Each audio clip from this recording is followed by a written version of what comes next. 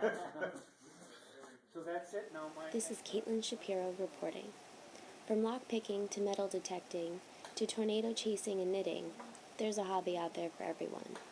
Hobbies are commonly woven into careers and relationships, and it's safe to say that in many cases, hobbies take on a life of their own. Take, for example, a game called Dungeons & Dragons, or D&D for short, a fantasy role-playing game. Almost every Sunday, you can find a dedicated group of D&D players at Paradise, a gaming store at the Village Gate in downtown Rochester, New York. A ghost sees the shining light of a paladin and is like, I want that one. But those are years of experience you're going to throw away. Yes. Yes. Now which of us will die this campaign? Wait, let me roll the 20. The ghost doesn't like lawful people. In the game, players swap their real identity for the identity of their fantasy character and embark on imaginary adventures in a fantasy setting.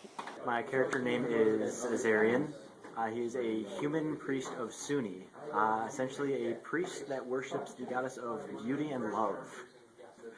My character's name is Entinel. I'm an elf scout.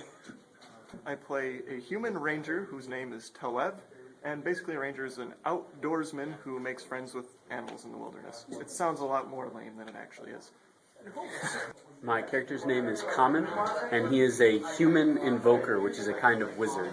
The settings range from a printout of a Google image to elaborate boards with customized buildings and forests.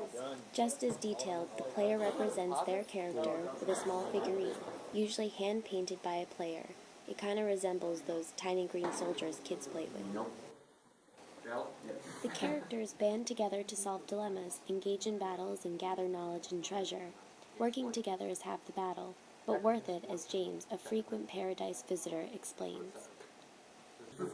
The biggest misconception about games is that only geeks seem to play it, but it's a very social hobby, and you don't get very far in gaming just being a loner or a weirdo. So you can be a weirdo, of course. That's part of that's part of the fun. A weirdo, sure, but a loner, definitely not. In 2004, BBC reported an estimated 20 million people worldwide have played Dungeons & Dragons since its creation in 1974. Just like cooking or drawing, having a hobby like Dungeons & Dragons takes time and patience.